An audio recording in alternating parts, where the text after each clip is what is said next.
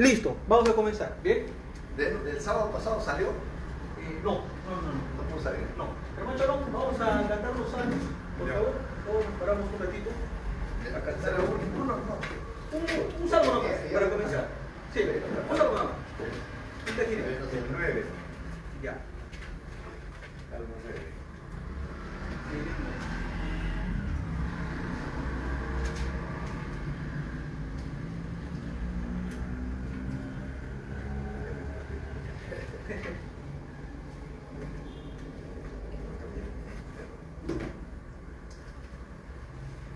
Así es, el salmo 9. Entonces, hermano Juan, ya hemos acabado la semana anterior con el libro de Pedro. ¿Sí? Sí, ya.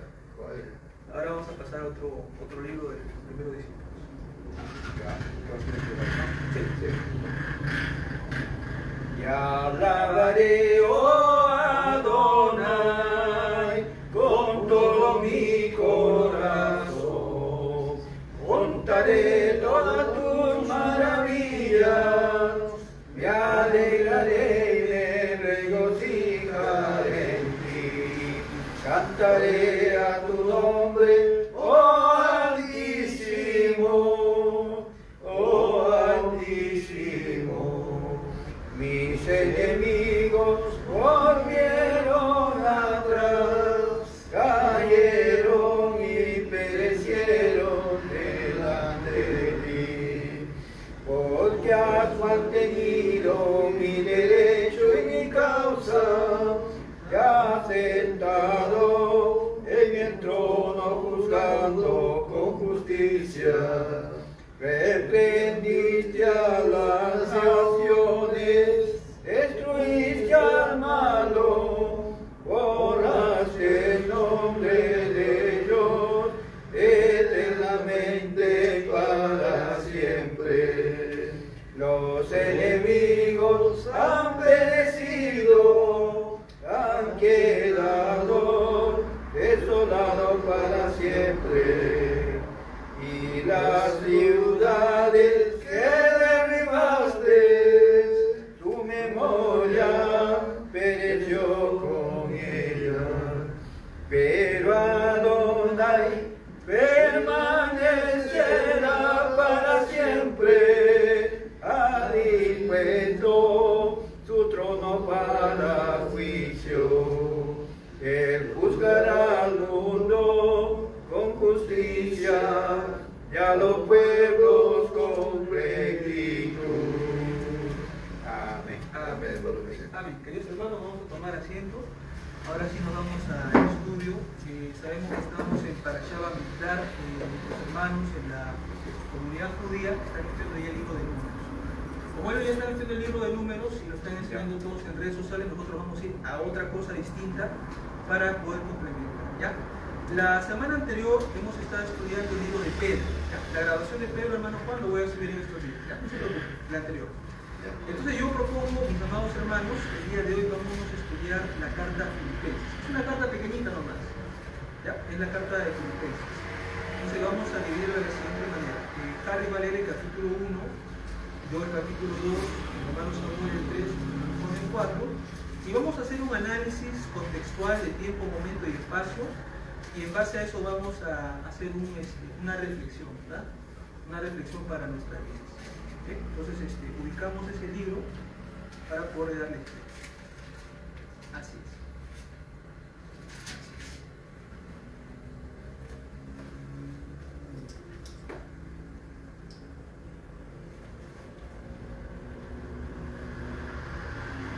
Capítulo 1. Ajá, sí, hermano, todo el uno. Pablo y Timoteo, siervos de Yeshua, a todos los santos de Yeshua que están en Filipos, así como sus episcopos y diáconos. Que Dios nuestro Padre, el Señor Yeshua, os conceda gracia y paz. Cada vez que me acuerdo de vosotros, doy gracias a mi Dios y le pido siempre con alegría en mis oraciones por todos vosotros, por la colaboración que habéis prestado al Evangelio desde el primer día hasta hoy. Y estoy firmemente convencido de que quien inició en vosotros la buena obra la iría consumando hasta el día de Yeshua. Además, es justo que yo tenga estos sentimientos respecto de vosotros, pues os llevo en el corazón. Partícipes sois todos de mi gracia, tanto en mis cadenas como en la defensa y la consagración del Evangelio. Dios es testigo de cuánto os quiero a todos con el afecto entrañable de Yeshua, y pido en mi corazón que vuestro amor crezca cada vez más en conocimiento y todo tipo de experiencia, para que podáis aquilatar lo mejor y lleguéis limpios y sin tropiezo al día de Yeshua, cargados de los buenos frutos que vienen de Yeshua para gloria y alabanza de Dios. Quiero que sepáis, hermanos, que lo que me ha sucedido ha contribuido más bien al progreso del Evangelio, pues se ha hecho público en todo el pretorio y entre todos los demás que me encuentro encarcelado por Yeshua. Así, la mayor parte de los hermanos alentados en el Señor por mis cadenas tienen mayor intrepidez en anunciar sin temor la palabra. Es cierto que algunos predican a Yeshua por envidia y rivalidad, pero hay también otros que lo hacen con buena intención. Estos actúan por amor, sabiendo que estoy puesto para defender el Evangelio. Además, aquellos por rivalidad, no con puras intenciones, pensando que así añaden sufrimiento a mis cadenas, y que, al fin y al cabo, con hipocresía o con sinceridad, Yeshua es anunciado, y eso me alegra, y seguirá alegrándome. Yo sé que esto servirá para mi salvación, gracias a las oraciones y a la ayuda prestada por el Espíritu de Yeshua, pues espero firmemente no sentirme en modo alguno fracasado. Al contrario, tengo la plena seguridad, ahora como siempre, de que Yeshua será glorificado en mi cuerpo, por mi vida o por mi mente. Pues para mí la vida es Yeshua y el morir una ganancia.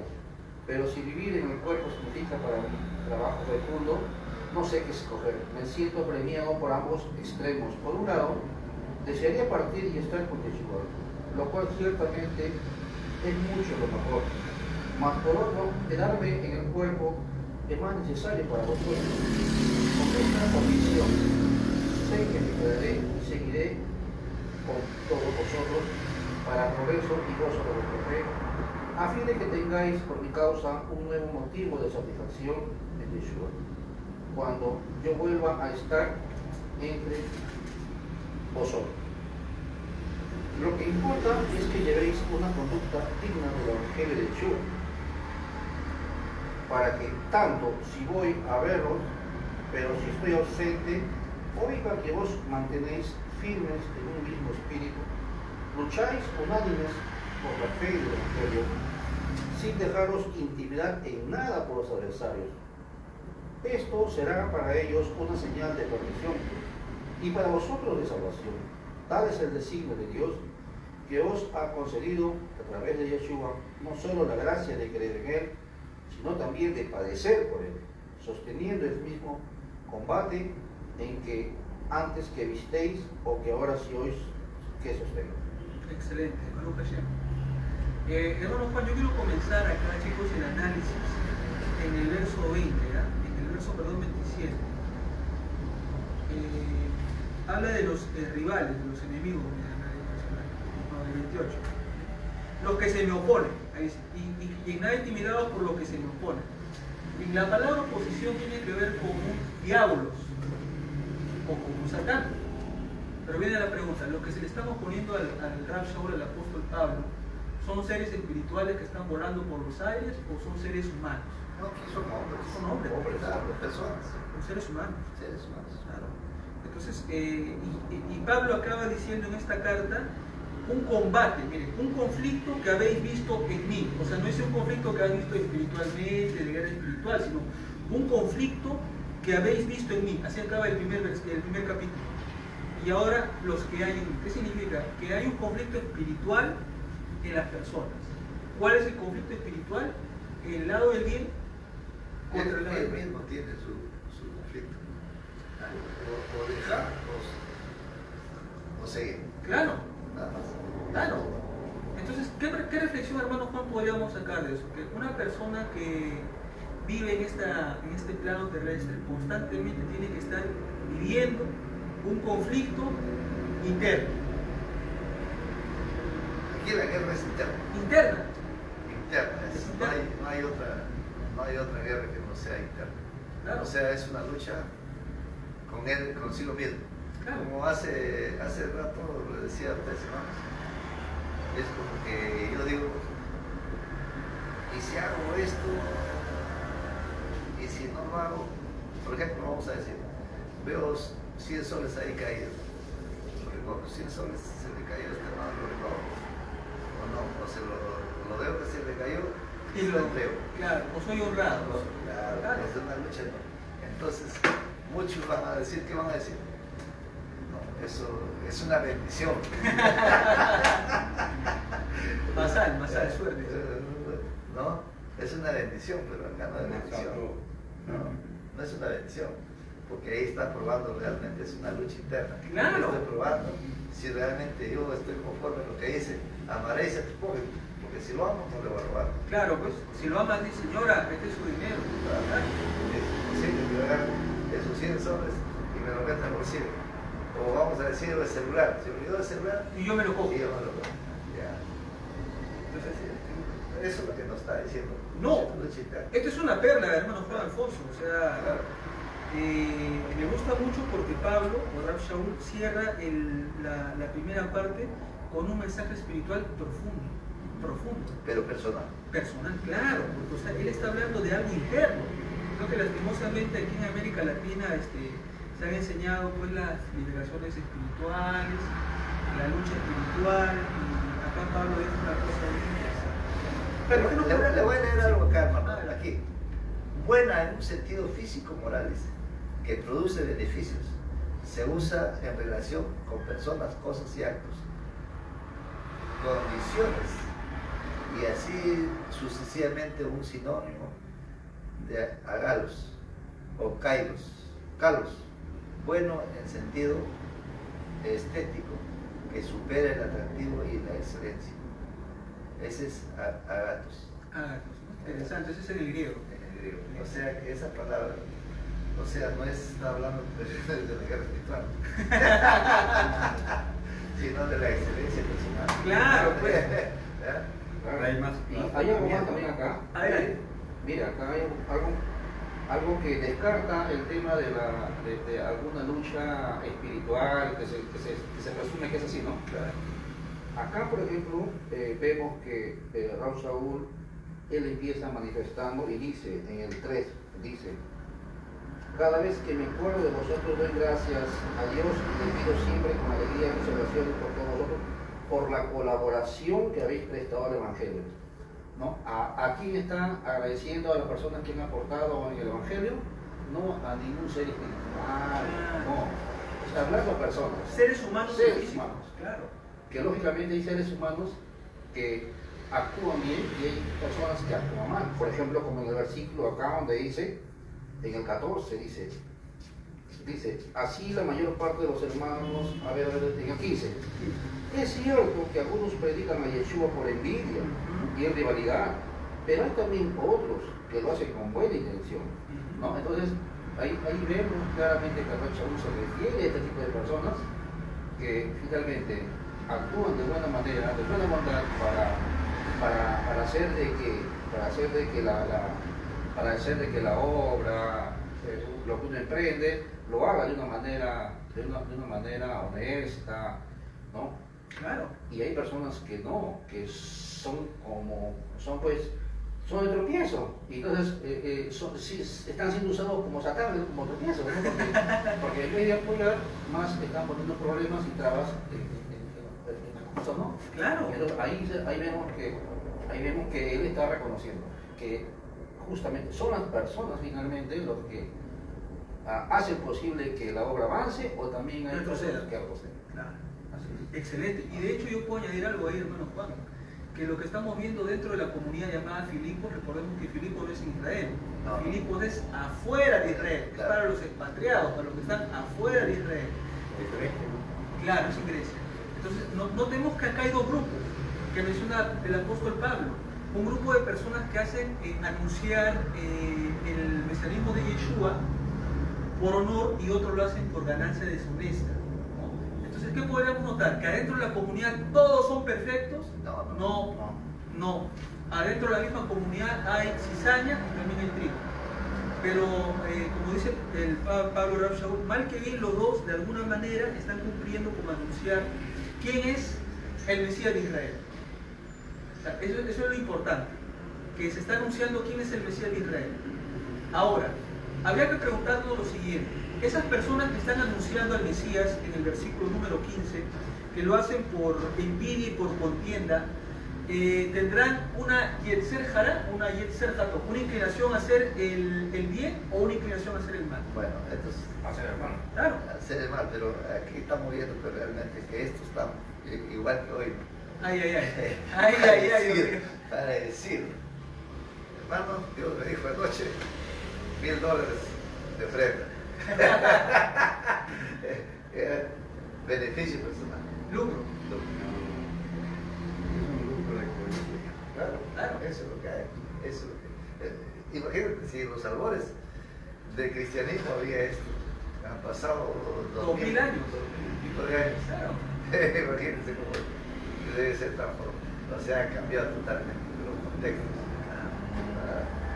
Entonces, ¿a cuánto nos han trasquilado como ovejas?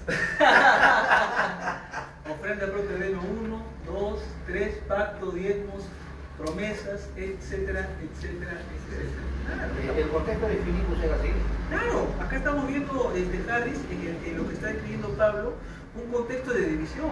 En el verso 15 no se ve unidad en la comunidad, se ve una completa división. Entonces, ¿cuál es el tema?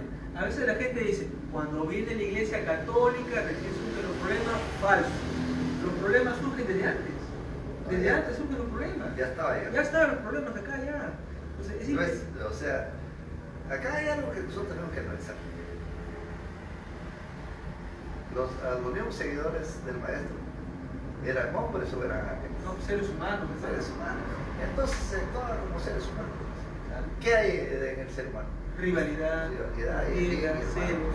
Ahora, la cuestión, algunos tendrán más luz para hacer las cosas bien. Otros, los que tienen menos luz, harán cosas con malas intenciones. Malas intenciones, de poder vivir de una forma diferente. Porque acá, por ejemplo, el mismo Rav Shaul dice que él trabajaba Con las manos. con sus manos, así es. Y él no era carga para nadie.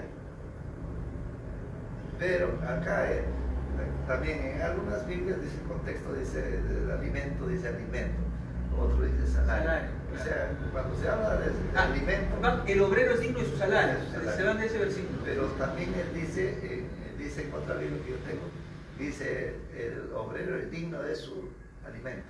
Es diferente. Entonces es diferente. Claro. ¿Cuál es? ¿Alimento o salario?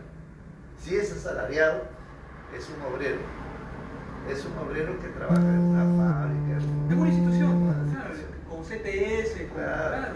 Pero si es un hombre que vamos a decir, viene, me visita, me da un mensaje, una palabra, y yo le invito a comer, Claro. es digno de su alimento.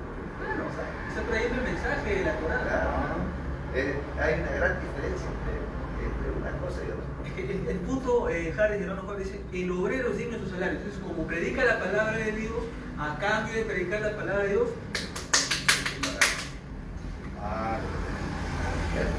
es el tema del lucro. Claro, y aquí en este 15 prácticamente no está hablando de eso, ¿no? Porque dice, algunos a la verdad predican a Cristo por envidia y contienda. Claro.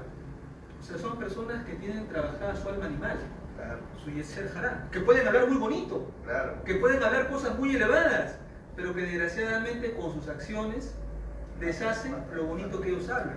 Bien elegante, hombre. Claro, hermano. Bonito, elegante, pero Si por ejemplo, Javier, yo les comento Alberto Santana, cuando se viene el aposento alto, se le da su volumen eterno, todo eso, ¿no? Y cuando luego, por ejemplo, un tema llamado el ministro de sangre, tú lo miras, sí, hermano, ay, hemos sufrido, gloria a Dios, y tú lo mirabas llorar, y te convencía. Sí. Y sí, te convencía, y después decía, Bueno, hermanos, a los que les ha tocado el Espíritu Santo, por favor, acá está el alfolí, por favor vengan y bendigan la hora. Y la gente, hermano, pasaba llorando y se sacaban el reloj, sacaban la billetera, incluso los que no tenían plata se sacaban la chopa. Ahí está. Entonces, ¿cómo va, hermano Juan, el poder del chichi, el chachá? El poder de la lengua para convencer a la gente. Que le quitaba la lana. Americano. Sí. No, No, y encima usan la manipulación. Pues. claro. Es que sucede que cuando la gente está en esos momentos se encuentra en una situación sentimental bien sumisa, bien entregada, pacífica, con una libertad, ¿no? Lógicamente Dios te puede dar tranquilidad en el corazón. Claro. Entonces,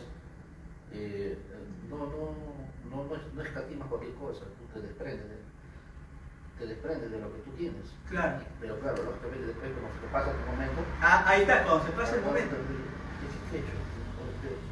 Le regaló la casa, el carro. ¿Qué momento? O sea, en esos 5 minutos que has estado Manipulado. llorando, tu espíritu contristado o de agradecimiento, qué sé yo, en esos 5 minutos que has estado, entregaste tu casa. Y después cuando se te pasa, dices, ¿qué he hecho? Claro. No viví. Claro. Entonces hay gente que manipula los sentimientos de la persona justamente en los momentos de adoración, de alabanza. Ahí está, porque ponen músicas tristes. Y la música triste lo que tiene. Lo contrista el alma, el Claro. espíritu, lo vuelve dócil, llora, quebranta, viene tu recuerdo, tu hijo, que Dios te salvó a tu hijo, lo sacó del cáncer, qué sé yo, cambió tu vida. Entonces, ¿cómo no vas a estar agradecido ante esas situaciones? Tú de agradecimiento das. Entonces, te manipulan. Pero- A ver que te digan, dame tu casa cuando estás lúcido. Claro. Claro. Va a trabajar. Usan palabras para sensibilizar el alma. Manipulan. No, es justamente, porque después de justamente el diezmo, la ofrenda de eso, viene después de la adoración y la alabanza. Claro. ¿Por qué no empiezan así antes que nada? Debía hablar para Claro. Claro. sensibilizar el corazón, para bien de la persona, del creyente, o de un hermano, pero no para sacar el... Es que lo que va a decir el hermano es cierto, porque ¿cómo comienza el culto? Primero comienza con unas luces. Luces, bienvenida, Claro. una lectura, ¿no? Y después de eso que viene, viene el adormecimiento, que no, viene la alabanza. La alabanza. Entonces, en medio de la alabanza, entonces tú te entregas por ciertas razones, porque puede ser motivo de repente Dios te sanó a tu mamá, a tu papá, a tu hijo que tuvo cáncer, te sanó, que estaba por morir y dio tu negocio, te fue bien el negocio, y así, muchas cosas. Entonces, en esa situación de entrega total tú a Dios, tú estás totalmente sumiso, tu corazón alegre, por triste, estás en una situación muy manejable. Ahí es donde interviene ese tipo de manipulación, entonces tú no consideras nada y entregas. Cuando te das cuenta, cuando se te pasa por eso. Es como un estado de hipnosis, lo que hablamos con usted. Claro, Es como una hipnosis. No, sí, porque Claro. ¿qué sucedería si tú me pides a mí el diezmo? Yo digo, dame el diezmo antes de que salga el deseo. Pues no. Claro. Porque estoy lúcido, estoy bien. ¿Qué tengo que hacer? Tengo que manipularte, ponerte dosis para que tú puedas soltar.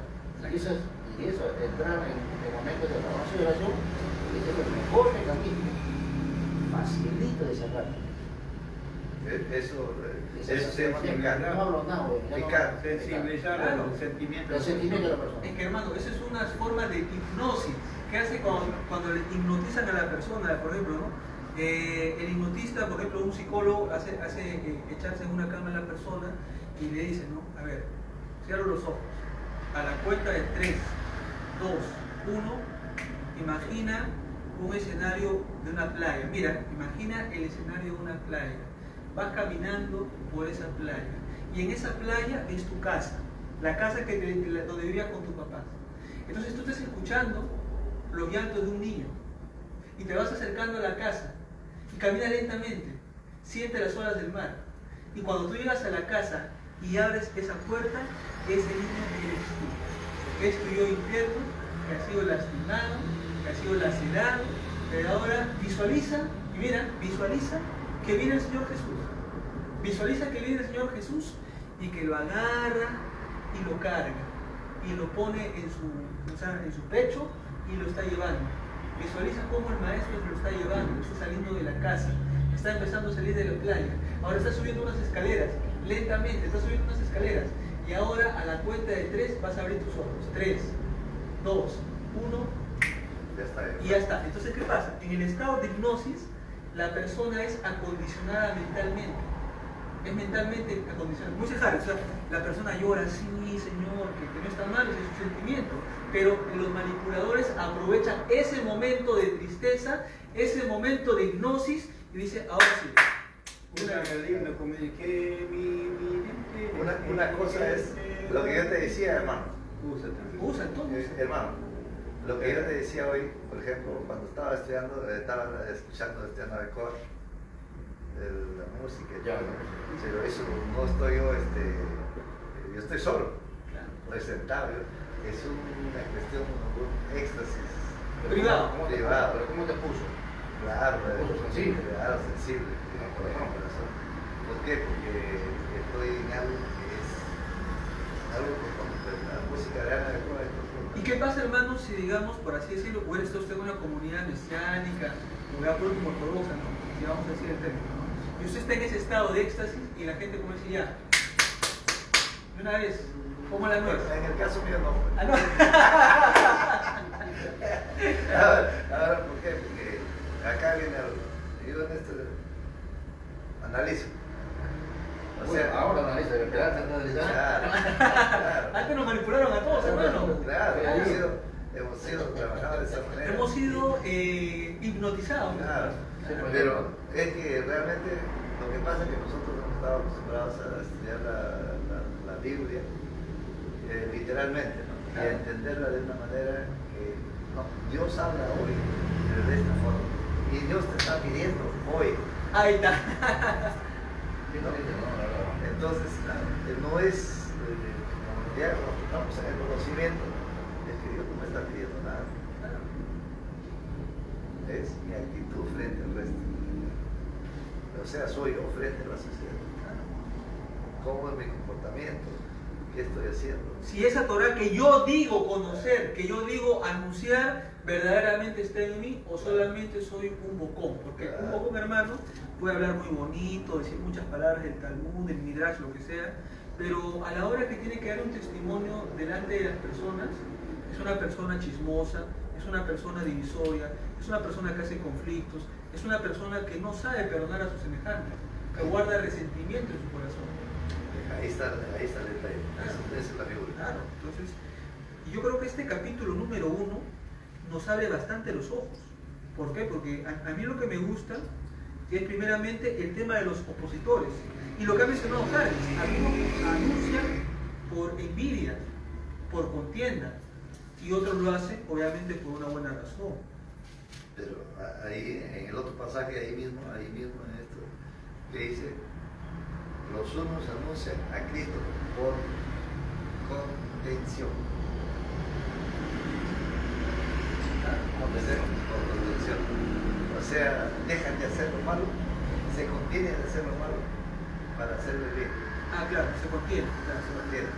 Mientras que otros acá, en el mismo modo de decir, no son sinceros, no sinceramente. no, sinceramente. O sea, son hipócritas. Pensando añadir aflicción más a mis prisiones. O sea, ¿qué significa? Que estos discípulos, en vez de darle una tranquilidad a Pablo, le dan una carga más. O sea, el pobre Pablo, por lo que se habla de prisiones, es porque ya está encarcelado, está preso. Entonces, a un preso uno no tiene que darle problemas, tiene que darle soluciones. Entonces, como que Pablo, mientras está preso, se arma la jarana, se arma la rumba, y dan todo contra todos. Claro, aquí, Claro.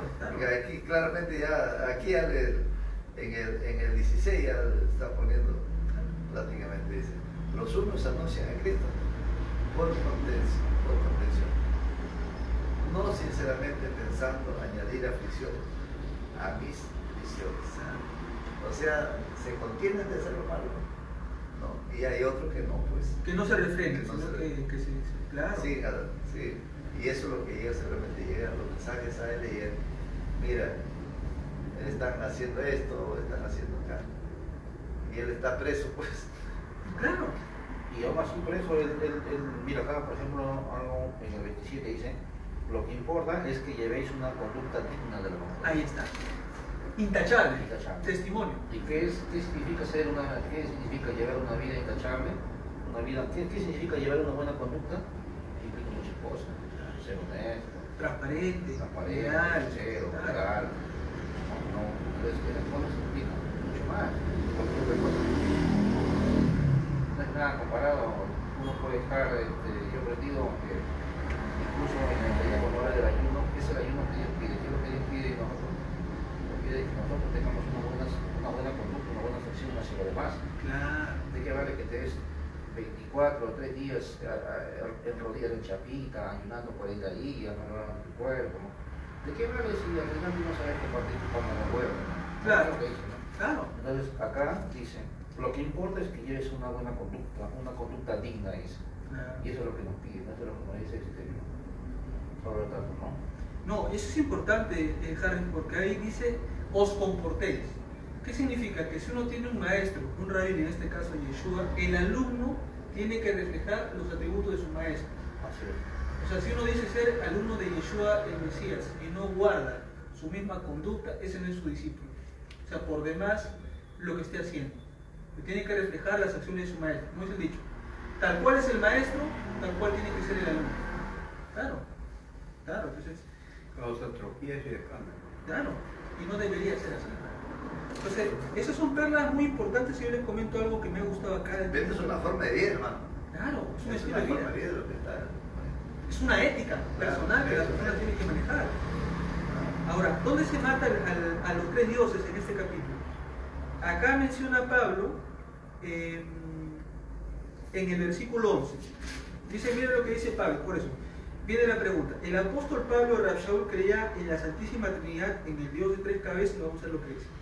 Llenos de frutos de justicia, que son por medio de el Rey Yeshua, para gloria y alabanza de la Trinidad. De Dios.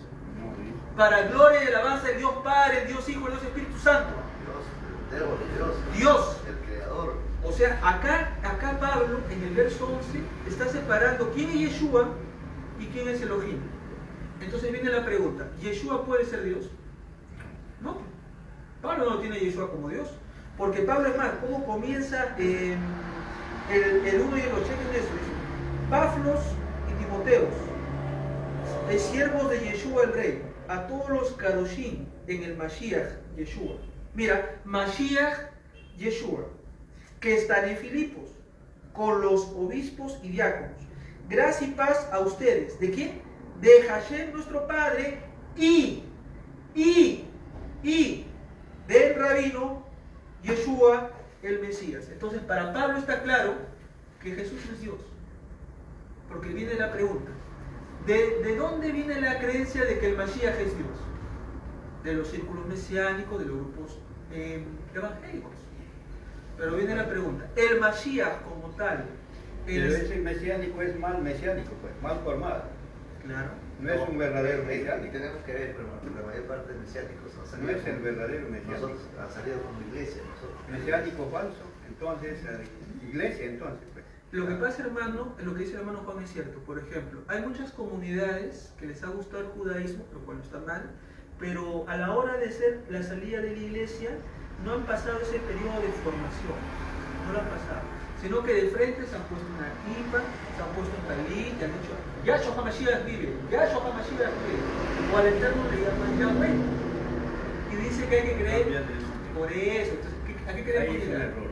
Es que no hay ese proceso de formación, no hay ese proceso de transición en el cual una persona que en la iglesia puede haber sido pastor, diácono, obrero, supervisor, oficial, lo que sea, cuando la persona sale de la iglesia tiene que sentarse y tiene que aprender los principios de la Torá, porque si no lo que está haciendo es una mixtura, un poquito de cristianismo disfrazado de judaísmo, y eso le dan a la gente.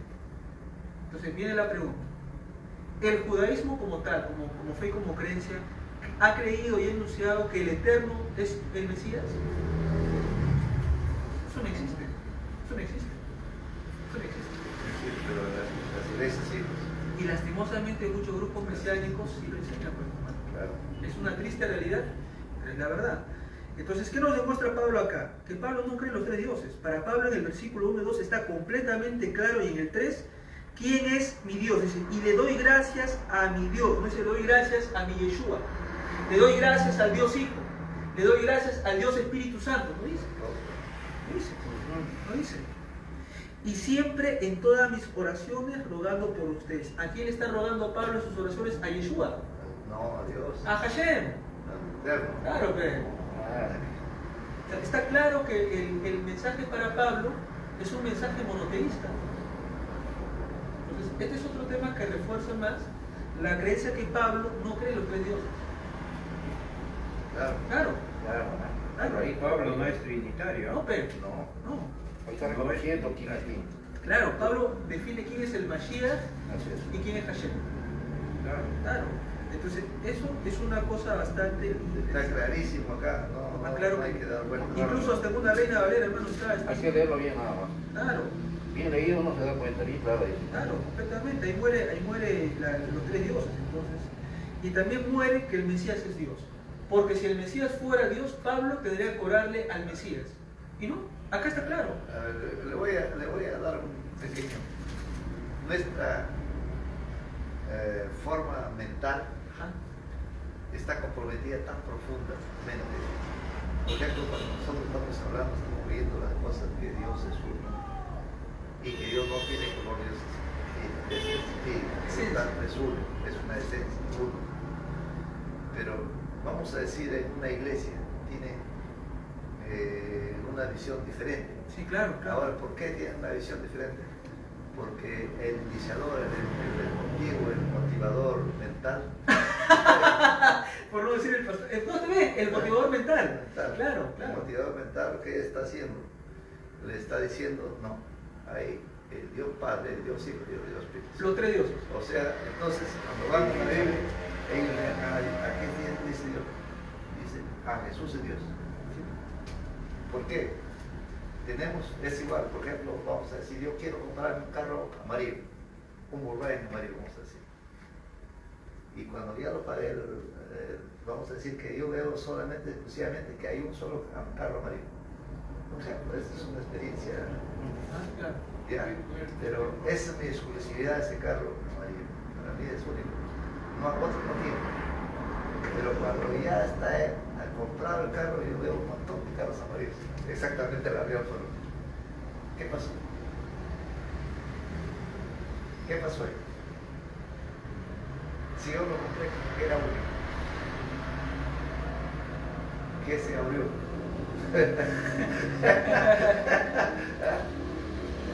algo tiene. Claro, nuestra fuerza subconsciente no se abre hasta que realmente no haya algo que te incentive a ver las cosas que van a ser diferentes. Y no van a ver los cristianos, no lo van a ver esto. Se van a morir y siempre van a ver tres dioses. los tres, Dios Padre, Dios Hijo y Espíritu Santo. ¿Por qué? Porque están cerrados tanto mental y subconscientemente a eso. Quizás estoy hablando. No, está hablando con toda sinceridad, pues, hermano. Eso es. En los sentidos cabales. Claro. Pero realmente esto es lo que pasa con todos los seres humanos. En todas las cosas, en todos los aspectos. Y esto le va a decir algo. Se va. Que va. Usted se va a encuentrar con una persona. Hola hermano, ¿cómo estás? ¿Y cómo va el trabajo, hermano? Está difícil. Mal. Entonces, ¿dónde se cerró internamente? Se cerró él. Él se cerró internamente. A no ver la grandeza de Dios. Pero eso está dentro de cada ser humano. Y cuando el hermano decía que hablaba de hipnosis, entonces, ¿qué pasa? Que se destapa ese buzón, vamos a decir, y comienza a ver pues, las cosas diferentes. Claro. ¿Por qué? Porque ahí está el ejercicio ¿De qué? De la grandeza de Dios. Y ahora quiero decir esto, porque Dios no vive pues en la cabeza del ser humano, sino vive dentro de él, en lo que nosotros llamamos Neshama. La formación del hombre está ahí. En otras palabras, Dios está dentro de ti. Eso es impactante. Por eso justamente Pablo dijo que vuestros miembros sean templo del Espíritu de Hashem. Entonces, ¿qué significa? Que Hashem va a habitar en aquellos templos que realmente estén limpios. Una persona chismosa, una persona mal hablada, una persona que busca la disensión, el Eterno no puede habitar ahí. Porque es un templo. Es el recipiente, el ser humano es el recipiente. Aunque lea la Biblia, aunque tenga equipada, barba y todo lo que quiera, no va a entrar el Espíritu de Dios ahí. ¿Por qué razón? Porque es un vaso sucio. Claro. O sea, claro, o sea, no brilla la luz del Eterno. Quizás nos hemos salido de... No, pero está dentro de... bueno, pero es más o menos... La equipa es un respeto al Señor. No, pero ellos se la ponen, pero ¿de qué sirve que se la pongan si su corazón está asqueroso? Claro, no sirve de nada. O sea, no digo que no sirve. Claro, busca la pelea entre la gente, lleva chismes. Entonces, esa gente usa palabras deshonestas. Claro, en esa persona no puede evitar la presencia del Creador, porque es un vaso sucio. Claro. Bien, compañero, vamos a pasar al capítulo 2. Vamos al 2. Mira, qué interesante esto. Por tanto, si hay alguna consolación en el Mashiach, en el Rey, si hay algún consuelo del amor, la Ahabá, y si alguna comunión de Ruach, el viento, sin algún efecto entrañable y sin alguna misericordia. Versículo 2. Completad mi gozo sintiendo lo mismo, teniendo el mismo amor, Ahabá, unánimes, sintiendo una misma cosa. 3. Nada hagáis por pelea, por contienda, o por vanagloria, o sea, por él. Antes bien, con humildad, estimando cada uno de los demás como superiores a él mismo. O sea, no menosprecies a tus hermanos. No mirando cada uno por lo suyo, o sea, no seas egocéntrico, sino cada cual también por lo de los otros. O sea, que tiene que ser una persona desprendida.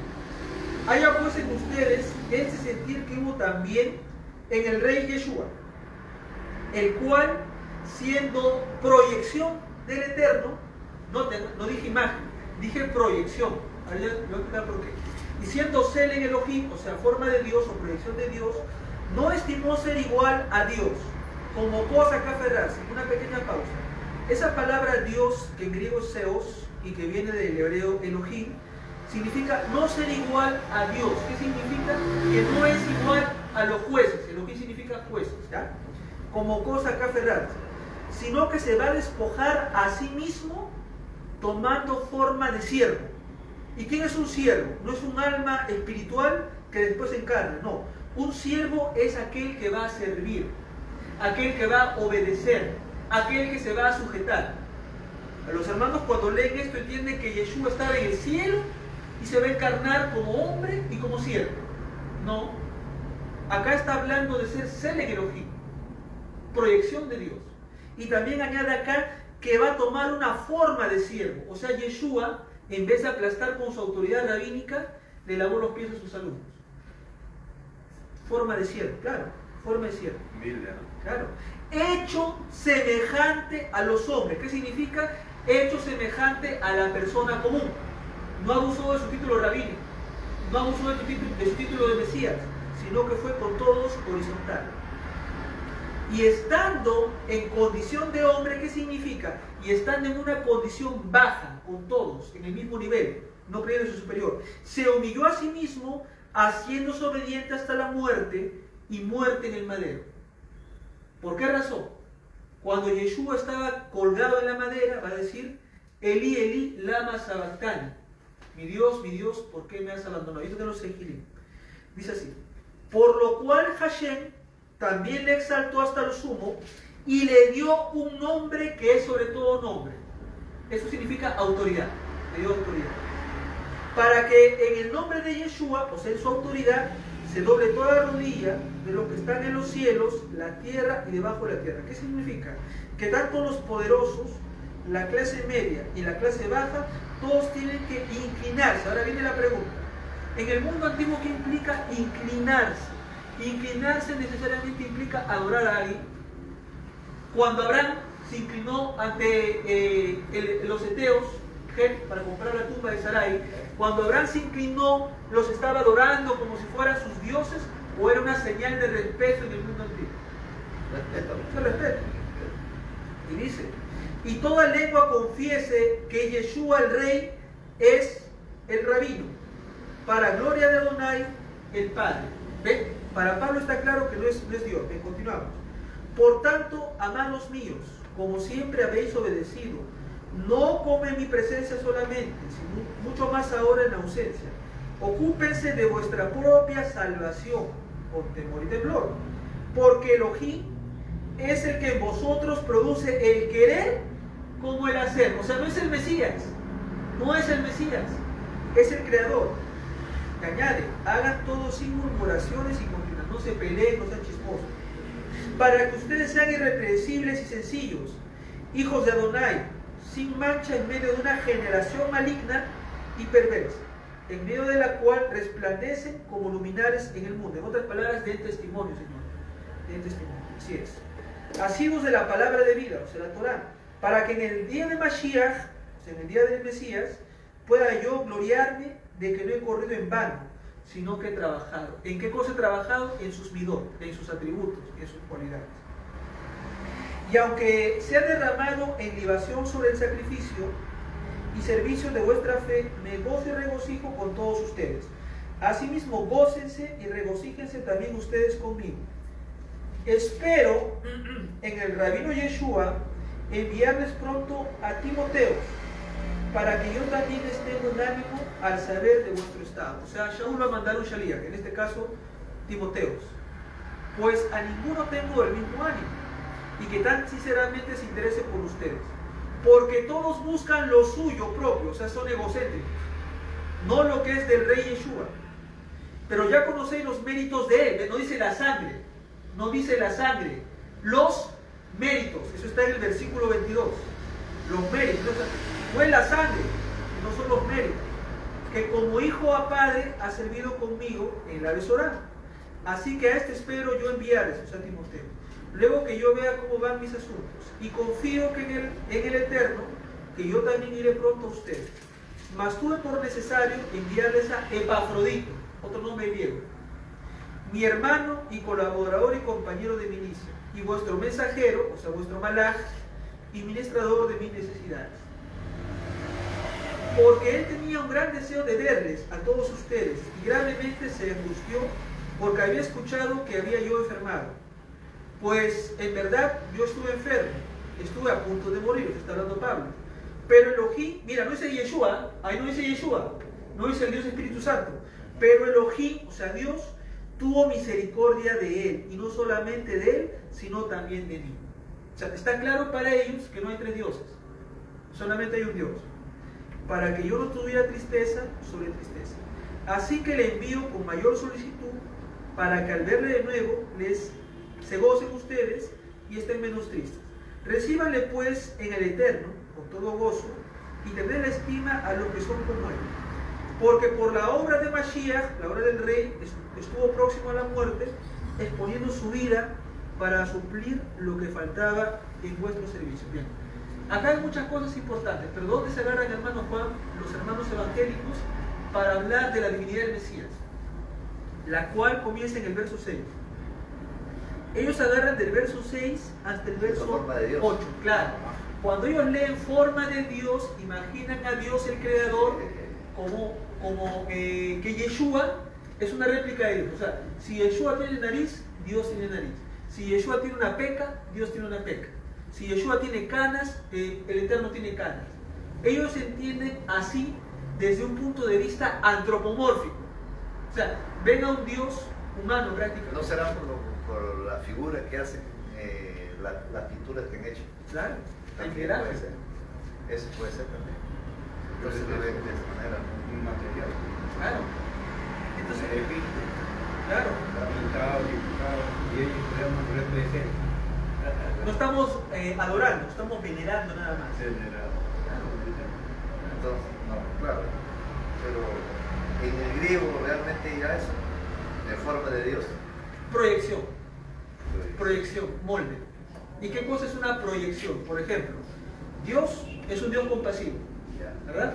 Ya. La pregunta es, Abraham, el hombre Abraham, ¿reflejó el atributo de piedad de Dios o no? Claro. Porque ¿qué fue lo que hizo Abraham por unos pecadores que estaban en Sodoma y Gomorra? ¿Los condenó? ¿Qué hizo por él? Él oró, pues, y aparte de eso, le pidió que si había uno menos, claro, sí, claro. O sea, Una misericordia. Y viene la pregunta, ¿el hecho de que Abraham proyecta los atributos de Dios lo convierte a Abraham en otro Dios encarnado? Nada. Ahora, otro ejemplo más. El caso de Moisés. Y Dios dice, claro, nunca ha sido un Dios hecho carne. Ahora viene otro punto. El Eterno dice, no hay otro hombre más humilde que mi siervo Moisés. Viene la pregunta. Moisés, como hombre humilde, está proyectando un atributo de Dios, el atributo de la humildad. Hanabá se le dice en hebreo. Ahora viene la pregunta. El hecho de que Moisés proyecte la Hanabá, ¿lo convierta a Moisés en otro Dios hecho carne? no, para Dios no. Para los hombres sí lo es una autoridad, es una lógica. Es nuevo. Nada más. Pero el tema, hermano, es que cuando la gente entiende imagen de Dios, proyección de Dios, dice, si es la imagen de Dios, entonces es un Dios hecho carne. O sea, la diferencia está en que cuando se dice que Elohim está como es un rey, es una autoridad. Y Elohim también se le dice al rey de reyes. El rey eterno. Entonces, no, pero claro, uno representa la autoridad Terrenal. terrenal y otro representa la autoridad suprema, creador de todo. Entonces ahí se pierde la gente. Y van más lejos, ¿eh? Hay una parte donde dice se arrodille, miren, y dice acá, acá en el 10 dice, no, es que acá Dios le hace otro Dios a Yeshua, porque dice en el verso 10, para que en el nombre de Yeshua se doble toda la rodilla de los que están en el cielo y la tierra. Entonces, si se van a arrodillar, miren el razonamiento, si se van a arrodillar ante Yeshua, es porque es Dios. Es porque es Dios. Así lo entienden los hermanos. A ver, acabamos de interpretarlo de la siguiente manera. Frente a un rey, la gente se inclinaba, ¿no? Por supuesto. Entonces la inclinación es al rey hombre. Claro, y la inclinación que se le da al rey hombre, como dice también Abraham, le llama Yeshua a su majestad. Hermano Shalom, ¿qué hace un hombre cuando ve a su rey? Me refiero a su rey físico, no al rey eterno. Se inclina. En forma de respeto, su majestad. Pero, Nada más. Su majestad. pero no como No le está adorando. No. No le está adorando. No hace el destacado. Ahora, ¿dónde viene, hermano Juan, el tema? La gente vincula estos Harris con el pasaje de Mateo, el cual dice, y vinieron unos sabios del oriente, unos magoi, vienen a ver al maestro, esto es de Mateo, o Lucas, sí. Y dice que los magoi se inclinaron, se arrodillaron ante el niño Dios. Y viene la pregunta, los magoi, que son los sabios del oriente, que es de la escuela de Daniel, que son judíos, preguntan, ¿van a adorar a otro Dios encarnado? Entonces viene la pregunta, ¿y por qué se le inclinan a la criatura que estaba recién en pañales? Porque iba a representar Al la rey, autoridad. al rey La judío. autoridad del rey. Así es, Claro, así es. nada más. ¿Por qué razón creen que Herodes le dice, dime dónde está ese hijo de David para que yo también vaya y lo reverencie? O sea, no está hablando de una adoración, de una pleitesía, está hablando solamente del acto de hacer una postración en símbolo solamente de respeto a un rey. Sino que cuando leen rodillas dice, mira, como en la iglesia se arrodillan, entonces lo están adorando. Claro, Y adorar es otra cosa. es otra cosa muy distinta, Eso es diferente. es algo muy distinto. Y no solamente dice que la rodilla, sino que toda lengua confiese. Exacto. Exacto. Ahora, viene la pregunta. ¿Por qué es importante que toda lengua confiese que Yeshua es el Rabí? Pregunta. ¿Acaso los judíos dentro de Israel y fuera de Israel, hermano, no esperaban la aparición del Mesías? ¿Y qué implicancia política? A ver, analicemos esto. ¿Qué implicancia política tiene decirles, señores, el Mesías ya vino? Y esto entre nosotros. ¿Qué implicancia política tiene esta declaración? Profunda, hermano. ¿Eso no es una declaración de guerra contra Roma y contra los Herodes? De hecho, Claro. de hecho, ya vino mi ungido, ya vino mi rey. Ahora sí, tú no vas a salir de esta tierra y te vas a ir a tu tierra. Romanos se me largan, Herodes te me largas. Eso prácticamente es Claro. confesar que Jesús es el rey. Claro. Ya era una amenaza para él. Claro, totalmente. Dos reyes, no, pero tiene que haber uno. No pueden haber dos reyes en el poder. O sea, tenemos a un rey Herodes, puesto por Roma en el tiempo de la ocupación, y tenemos a un rey legítimo. Ahora Roma está demente. Todo demente. Claro. Mira la pregunta. ¿Roma va a permitir que pongan un rey que no es el que ellos quieren? No, No, pero pues, En la vida. todavía. En la vida lo van a permitir. ¿Qué podería? Claro, entonces viene el punto. Cuando dice que toda lengua confiese que Yeshua es el rabino o el Kyrios, el Señor, está implicando que esto es una declaratoria de guerra, pues hermano. ¿Qué significa? Que la gente ya no se va a sujetar a la autoridad de Julio César o de los Césares, sino que la gente se va a sujetar a la autoridad de Yeshua.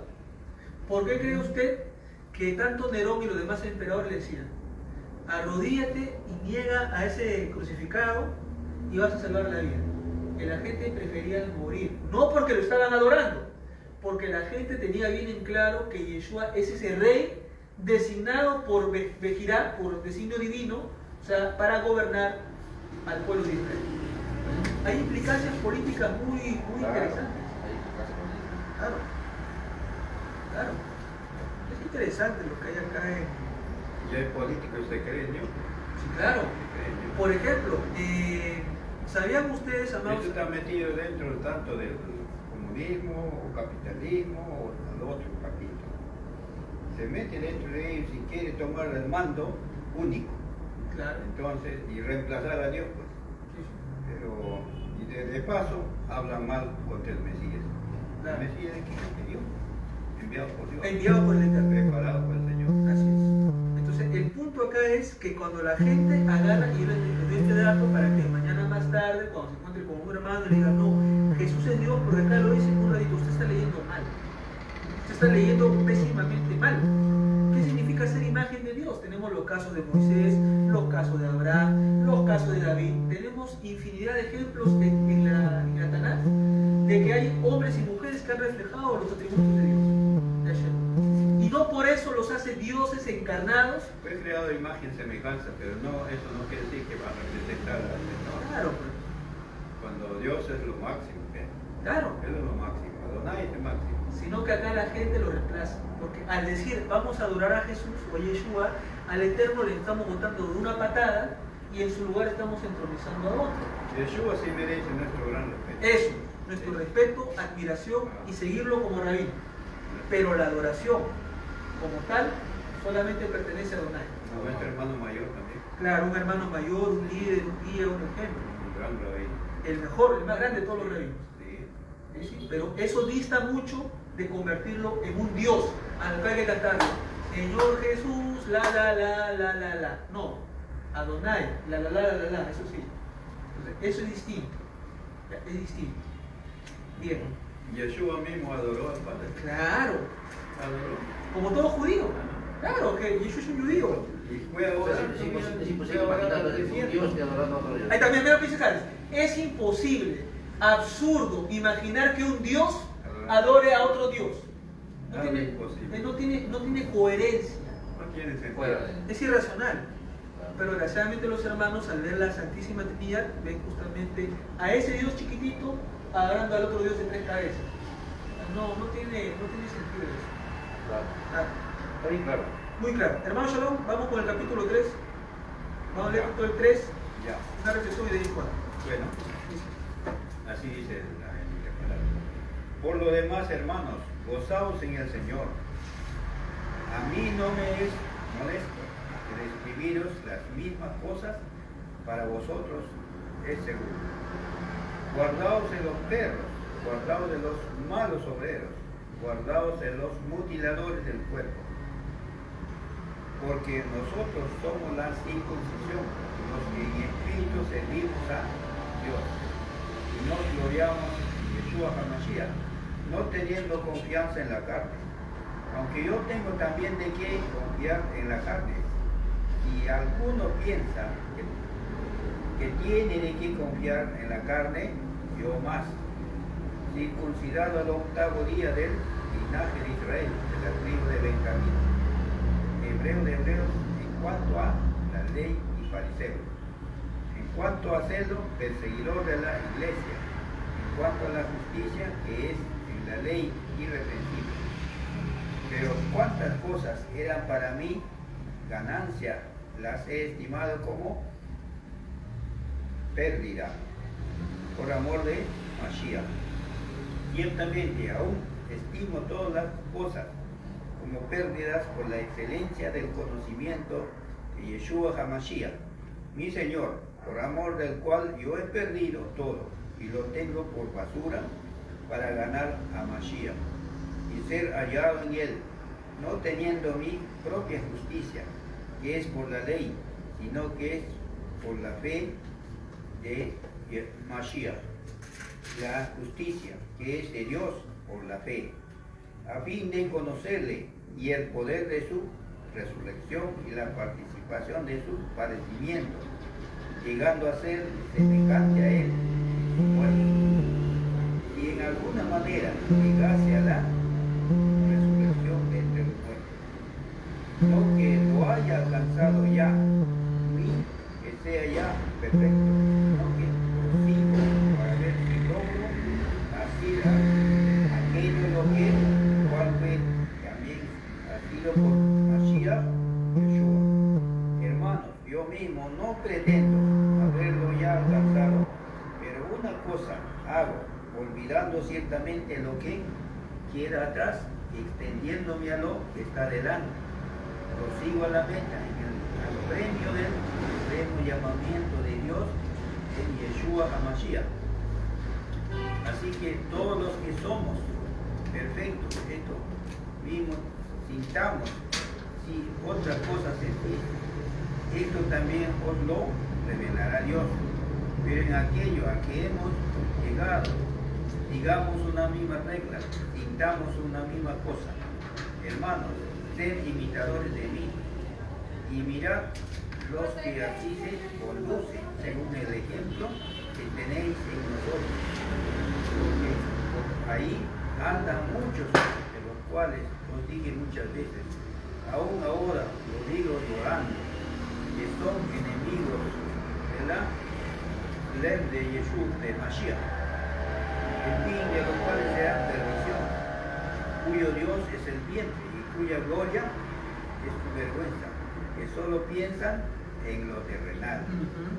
Más vuestra ciudadanía está en los cielos, de donde también esperamos al Salvador, al Señor Yeshua HaMashiach, el cual transformará el cuerpo de la humillación nuestra, para que sea semejante al cuerpo de la gloria suya, con el poder, con el cual puede también sujetar a sí mismo todas las cosas. Baruch Hashem. Miren chicos, voy a concentrarme acá, quiero concentrarme primero en lo último para después ir a lo primero.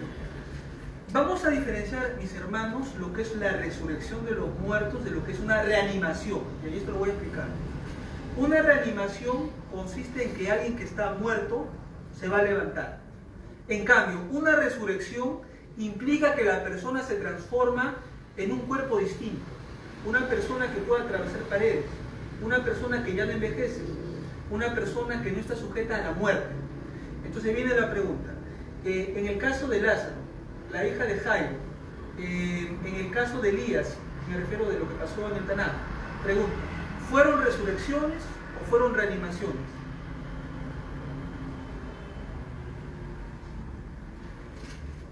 ¿Qué opina el hermano Juan? ¿Fueron resurrecciones o reanimaciones?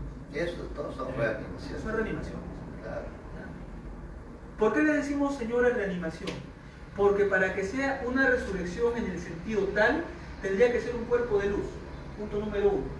Un cuerpo que atraviesa paredes. Un cuerpo que aparece y desaparece por acá. Un cuerpo que no envejece. Y un cuerpo que lo puedes tocar. Recuerda que Yeshua le dijo a Tomás. En el caso de Lázaro, En el caso de Lázaro no fue resurrección, fue reanimación. ¿Por qué razón? A Lázaro después lo mataron y se volvió a morir. En cambio, en el caso de Yeshua ya no. desapareció. Entonces viene el punto. ¿Cómo diferenciamos una resurrección de una reanimación? Resurrección como tal tiene que ver con lo que le pasó a Yeshua. Pregunta hermano Juan, ¿hay algún dato en las escrituras de que haya más casos como los de Yeshua? O sea, gente que haya muerto, haya levantado con un cuerpo de gloria, haya traspasado paredes. Las escrituras no las No, solamente es único. Ahora, pero nosotros también tenemos que hacer un análisis. Claro. Un análisis realmente de esto, de resurrección, o realmente, porque murió realmente, el maestro murió realmente en la cruz. ¿O no? La pregunta Esa es la pregunta más importante. ¿murió realmente? ¿Aló? O sea, nosotros tenemos que ver. O esto al ser, por ejemplo, vamos a ser un cabalista. O al ser un cabalista, fingió su muerte. Wow, ya con eso hermano me ha faltado. Eso es interesante. Ya. ¿Ah? Porque tenemos que ver las cuestiones. Porque hay algunos pasajes que he visto que él hacía algunas cosas como Salomón. ¿Y Salomón qué era? Cabalista. Y si era cabalista, dice en algún libro, no sé, lo he escuchado, dice que él lo tenía amarrado a Satanás. A los demonios. A los demonios, sí. Entonces, ahí vamos, la pregunta es, ese objeto que hicieron los rabinos, que le dieron vida siendo García, ¿no? Está hablando usted del golem. El golem. Ya, eso ya es más profundo. Entonces, le hicieron mediante ciertas cuestiones Permutación de letras de hebreas. Kabbalah y toda esa cosa, le dieron vida a un objeto, un conocedor de Kabbalah. ¿Podrá fingir su muerte? Ahora sí, hermano, ya con eso me han matado. Profundo, ¿no? Muy profundo. Bueno, vamos a ponerlo en orden para que la gente nos entienda, porque la gente también se va a variar. Esto, realmente, por eso yo dije que hay que analizar. Hay que analizar. O sea, es un análisis. Porque en esos 2000 años no hay ni uno, especialmente ni un solo hombre que haya resucitado. Como tal. Ahora, pero sabemos que esto viene de dónde, que es un adquirimiento de los persas, que viene con esa forma de pensar, esa forma de los dos dioses, del diablo y todas esas cosas, los demonios. Entonces vamos a ver que eso lo adquirieron los judíos En el exilio. sí. Entonces viene con la resurrección a esto, pero no hay más. Por eso a él mismo, en las escrituras habla, le pregunta, ¿tú eres Elías? No, a Yohanan. Ahí está. No, pero le pregunta, ya se le pregunta, ¿eres Elías o quién eres? Pero este maestro. Hay que pensarlo y hay que verlo. Profundo. Yo pienso que acá hay que analizar. O sea, hermano Juan, ¿usted piensa que de repente el maestro, como era un mecubal, un cabalista, posiblemente haya fingido su muerte? Ya, vamos a analizar todos los puntos. Para la gente que nos está escuchando. Ahora, van a ¿por qué manejar. pienso esto? Porque si un cabalista es capaz de hacer un gol, Vamos a entrar al golem. Yo sé que la gente que nos está mirando no sabe qué es un golem. Vamos a explicar. La comunidad judía en España estaba siendo perseguido por los inquisidores. Entonces, ¿cuál es la leyenda del golem? Los rabinos judíos, que son cabalistas, hacen un muñequito de barro, así como el caso de Abraham, simulando la creación del Eterno. Y a este golem, a este muñequito de barro, le ponen 3 letras en la frente. Le ponen la letra Emet. La palabra Emet significa en hebreo verdad. Pero ¿qué pasa si a la palabra Emet le quitas la Ale? ¿Qué queda? Met. ¿Qué significa Met? Muerto. Entonces, en Kabbalah, para la gente que nos está mirando, en Kabbalah las letras hebreas tienen poder. O sea, son místicas. Cada otiot, cada nikudot tiene un poder. ¿Ya? Entonces, claro. Entonces, les comento otro dato que la gente va a poder verificar. Haciendo una pausa. El rabino Abulafia, Abraham Abulafia, en Sefarad, en España, mandó a matar un papa solamente haciendo unas crameras, o sea, una seguridad de protección. ¿Qué pasó? Una pausa nomás, que ustedes del tema. Abraham Abulafia dijo, la discusión entre judíos y católicos se va a acabar cuando el papa se convierta al judaísmo. Entonces, Abraham Abulafia fue a hablar con el papa en aquel momento. El papa se sentó a escuchar a Abraham Abulafia le dijo judío loco, ¿sabes qué? Te vas a la cárcel. Y Abulafia le dijo, si yo me voy a la cárcel, tú te mueres en 3 días. Fuera de acá. Y lo metieron de un patadón al rabino Abulafia. Y agárrense, este es bien fuerte. El rabino Abulafia en la cárcel que estaba del Papa hizo 3, ¿cómo se llama? Mantras. La palabra mantra tiene que ver como un escudo circular con la permutación de los nombres en hebreo. Y el rabino Abulafia hizo 3 mantras, lo puso ahí, y efectivamente el Papa se murió el 3er día. Entonces, ¿qué hicieron? Acusaron a los judíos de brujos, de herejes, y lo votaron a Abulafia. Entonces, ¿qué les quiero decir con esto? Esto parece película, Harry Potter, todo, pero no.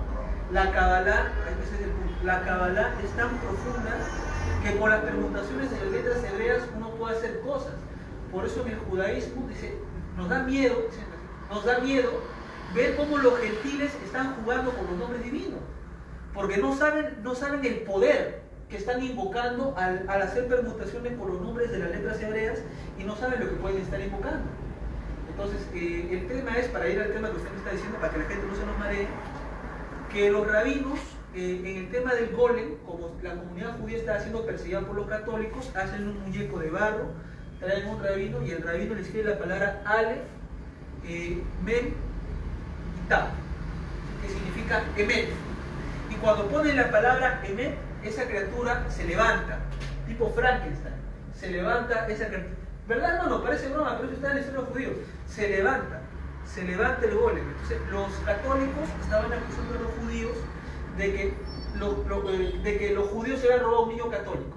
Entonces le ordenan al golem, anda a ver, busca al muchacho. Y el golem comienza así, pues, como toda criatura torpe, claro, comienza así como un zombie. Prácticamente es un zombie el golem. Entonces el golem llega a encontrar al muchacho. Es barro, claro, es un muñeco de barro. Y entonces el golem agarra y encuentra al muchacho, al niño católico, y lo lleva ante las autoridades. El niño católico dice que no fueron los judíos, sino que su mismo papá, que era antisemítico, lo escondió ahí para ver una manera de que echarle culpa a los judíos. Ahora, ¿dónde está lo peligroso? El golem ya después se salió de control, porque ya no solamente atacaba a los católicos, también está atacando a los mismos judíos. Y buscaron al rey y dijeron, queremos que tú revoques esa cosa para que el golem desaparezca. El rabino fue al golem y le quitó el alem. Cuando le quita la alem de la palabra met, ¿qué queda? Met.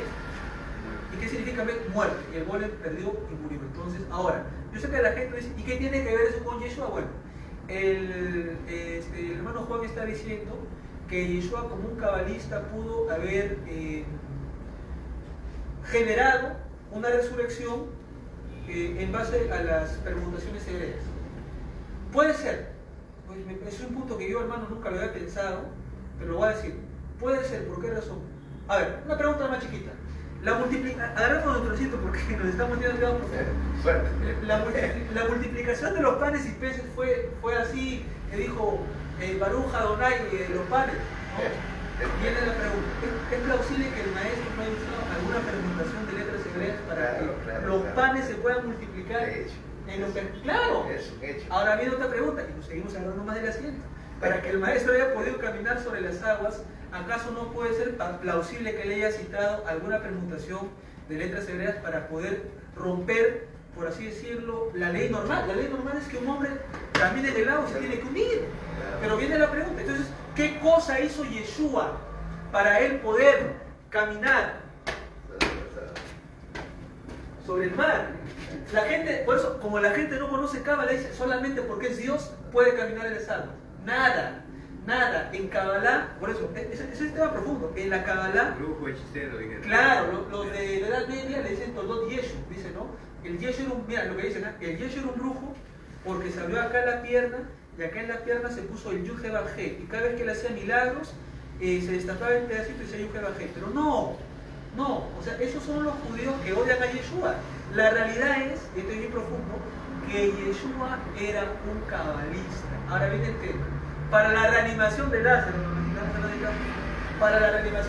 a ver, cuando Yeshua dice, quiten la piedra, y el hombre ya tenía 3 días de muerto, ya, y podemos revisar el pasaje, y el maestro se arrodilla y dice, oh Padre, te agradezco que has hecho ya. ¿Qué pasa si cogemos las primeras letras en hebreo, o sea, si transliteramos del griego al hebreo? ¿No se formará acaso un nombre divino?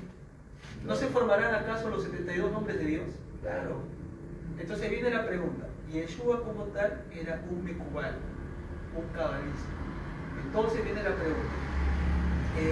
Y la gente dirá, ¿y dónde queda el poder de Dios? Porque la carta a los romanos dice claramente que el Eterno lo levantó a los muertos. Claro, entonces, ¿qué quiere decir? Que el Eterno lo levantó al maestro, pero obviamente por la elevación de alma que él tenía, trascendió tiempo, momento y espacio. Pero viene la pregunta, ese no es el tema, la pregunta es, entonces, en los otros casos, Lázaro, la hija de Jairo, todos los casos, ¿son resurrecciones o son reanimaciones? Son reanimaciones. Por eso.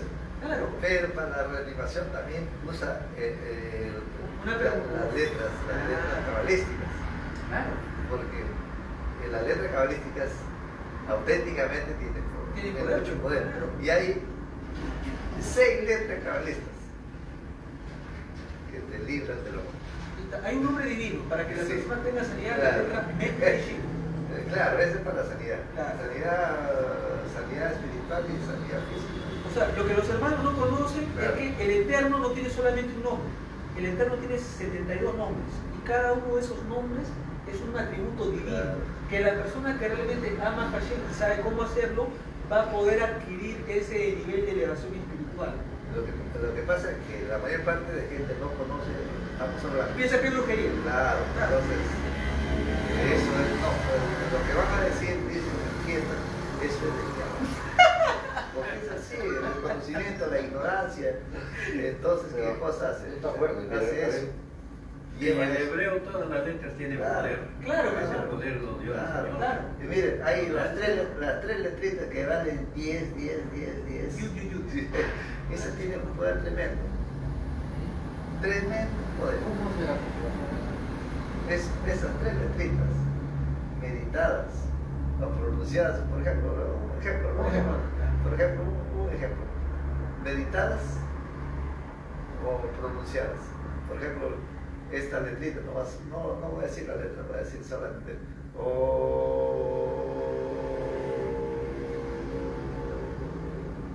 eso tiene un poder. Claro, lo que pasa es que para las personas que no saben esto, en la Kabbalah hay 2 grandes maestros. Primero está Albert Goslan, de Kabbalah Mashiach de España, y Isaac Ruiz, de la República Mexicana, y ellos enseñan a hacer la meditación en los 72 nombres del Eterno. Lógicamente, entonces cuando uno hace la meditación y cierra sus ojos, visualiza justamente 2 estrellas de David. Una estrella de color dorado, por acá, por así decirlo, y una por acá. Entonces la persona hace que la energía de las letras en hebreo que están acá vengan por acá. Dice cerebro, corazón, hígado. Hígado, corazón, cerebro. Cerebro, corazón, hígado. Entonces, ¿qué está haciendo? Está bajando en el árbol de la vida en la siguiente de cada persona y está activando.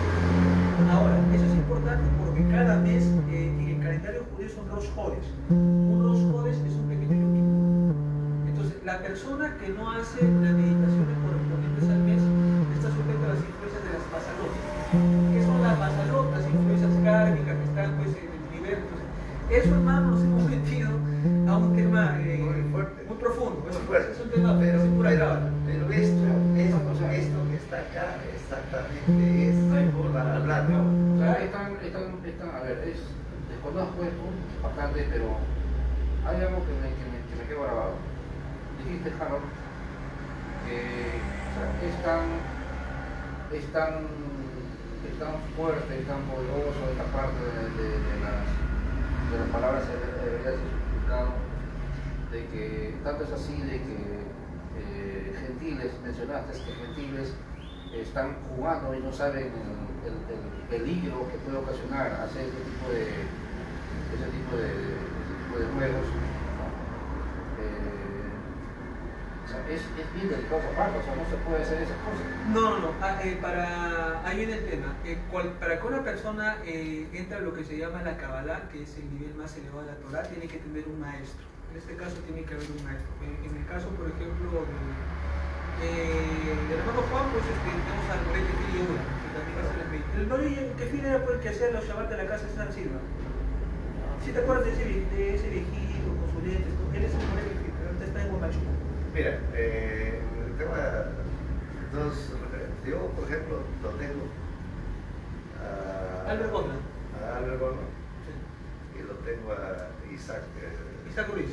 de Pachuca. Ah. Entonces, yo veo sus videos, aparte tengo el libro de Kabbalah, entonces veo todas esas cosas de video, ¿no? Esto es así, pero sabiendo que realmente cada letra tiene un valor. Claro, tiene un valor numérico. Un valor numérico. Entonces, por ejemplo, como dijo el hermano, la G, la Me, la G y la Shin tienen el poder de la sanidad espiritual, mediante la sanidad espiritual y la sanidad física. Claro. Y la Yud que tiene el valor de 10, la triple Yud tiene un poder de llegar al corazón de Dios. Es una meditación directa. O sea, es como si metieras a la lavadora. Es que no se puede pronunciar el nombre del Señor porque ahí hay una cábala, pero no. Exactamente. Por esa razón nosotros no decimos Yahweh, ni Ewa, ni Yahuwah, ni Jehová, ni Chanchito, porque es un nombre. Es como para burlarse. Claro, no se puede. porque cuando la persona le pone letras al nombre está cayendo en una trampa. Por ejemplo, el nombre del Eterno, ¿cómo es? Yud He Vav Hei. El Yud Hei Vav Hei, adentro de ese nombre también tiene muchas letras místicas. Entonces, ese es un nombre en cámara. ¿Por qué mencionaba Harry? Mira, acá. Ahí está, de la puerta. Yud He Vav Hei. Claro. Sí, está el nombre de Hashem ahí en la puerta. O sea, escrito, pero no pronunciado. Claro. No se vocaliza. No se No, vocaliza. no se vocaliza. No se vocaliza. No hay. Puede decir yo, hey, Baba, hey, pero no pronunciarlo. No ponerle vocales, no ponerle vocales al nombre. Entonces, ¿por qué mencionamos Harry que es peligroso? Es peligroso porque cuando la gente no tiene un maestro espiritual y no está bien cimentado en lo que es la Torah, la palabra del Eterno, la persona lo que está trayendo es maldición a su vida. ¿Por qué? Porque primero, para uno meterse en las invocaciones cabalísticas, tiene que estar limpiamente espiritual delante de Dios. O sea, mejor dicho, la persona que quiere aplicar la seguridad de protección tiene que haberse arrepentido, pedido perdón al Eterno, tiene que haberse purificado. Imaginen nada más, una persona que está haciendo chismes y corporaciones en las redes sociales, o que está en una relación con su esposa y con la vecina al mismo tiempo, se atreve a invocar el nombre, por ejemplo, Yud Yud Yud o Men He Shin. Entonces, lo que la persona va a generar en el mundo espiritual es que en vez de vivirle la sanidad le venga todo lo contrario. ¿Por qué? Porque lo pongo de esta manera. Tienes un vaso, hermano, vas a empezar así con esta clase. Aquí tienes un vaso, voy a poner el ejemplo. El recipiente. El recipiente. Empieza con todo. Entonces, para que los hermanos puedan ver ese proceso, es un recipiente. Cuando uno invoca los nombres divinos, las letras hebreas, se supone que este recipiente tiene que estar completamente limpio. Porque lo que está haciendo descender la gente es luz. Pero si la gente tiene este vaso asqueroso, porque la gente está metida en pecado, la gente está metida en chismes, en una doble vida, entonces como este vaso está asqueroso, ¿qué va a hacer la luz que va a bajar? Lo va a empezar a despedazar. Entonces lo correcto es que la persona tiene que estar limpio espiritualmente, porque no hablamos de cualquier cosa, hablamos de emanaciones del poder de Dios, y eso es algo muy delicado, es delicado. Como quien dice, pues solamente las personas que están limpias pueden hacer las invocaciones de Cábala. El que lo tiene esto asqueroso, más le vale que ni lo haga, porque si no, le va a generar todo lo contrario. Así es, hermano. O sea, en otras palabras, lo que dice limpia tu corazón. Pero ¿cómo va a limpiar el corazón? Haciendo la teshuvah, lo que es el arrepentimiento, y el tipo rectificar. O sea, ¿para qué? Para que realmente lo que estás invocando, ese es el punto. Para lo que estás invocando tenga esa luz, ese poder, esa energía de venir operar instantáneo. No demora días, meses, semanas, no. Entonces, no, una cosa no. Interesante cómo el tema de la resurrección nos ha llevado por ese lado. Nos ha llegado, bueno, hemos hablado de algo de la resurrección, hemos llegado a esto, ¿por qué? Porque el maestro era cabalista. Es un mecubal, es un cabalista.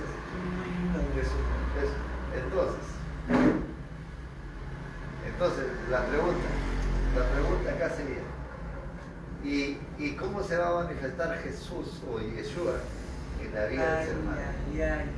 ay. Otra bomba. Ya creo que es el día de bomba. No, está bien, hermano, continúe, está bien la idea. Está excelente. Claro, ¿cómo se manifestaría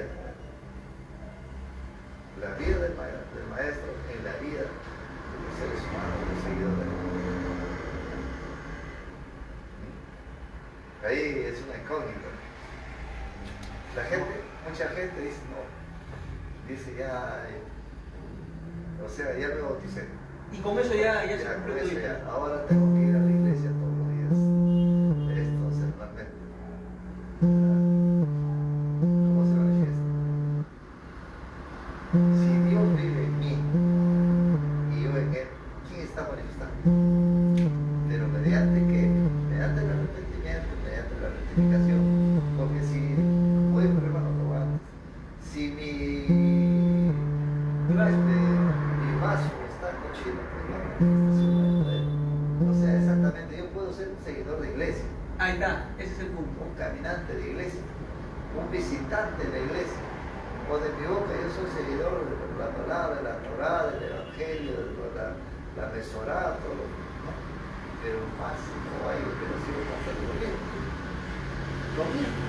O sea, no hay transformación, no hay cambio. Cuando hay cambio, oye, pero tú Un mujeriego. eras un borracho, un mujeriego. Ahora, pues, caramba, se ha cambiado, ya no es mujeriego, no es borracho, no es nada. Antes tú te robabas la plata por ahí, ahora no, ha cambiado. Entonces ahí hay transformación. El vaso está limpio, ha rectificado. Por eso es que cuando vamos a donde dice el maestro se encuentra con ese pequeñito, ese Saqueo, le dice, ven, baja, porque a tu casa ha llegado la salvación. Ahí está. A tu casa ha llegado y viene la pregunta, ¿la salvación llegó cuando se murió el hombre? No, la salvación, claro, la salvación llegó cuando el hombre hizo un acto de retorno, de arrepentimiento. Entonces viene la pregunta, ¿la salvación es cuando uno ya está muerto, está enterrado, le ponen flores, o la salvación comienza cuando la persona hace una rectificación?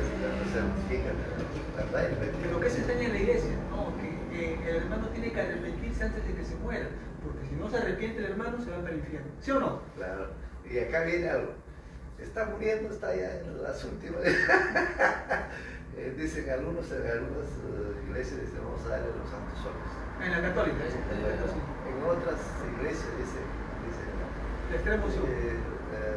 no, ya estando en el último ya se repitió. O sea, ya estando el último se repitió, hizo rectificación, pero ¿vivió? No, ya se murió. Pero Isaías 38, ¿qué dice? Que Ezequías se agarró, vino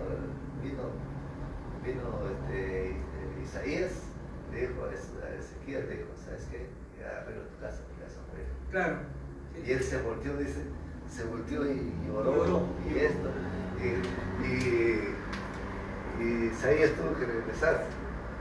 Y ojo que ese Ezequías es Isquiajo, ¿eh? El Isquiajo, el cara de la gente, ese es Ezequías. Claro. Entonces, ahí viene la cosa. ¿Por qué regresó? A decirle que había 15 años. ¿Qué hizo? ¿Ah? ¿Qué hizo?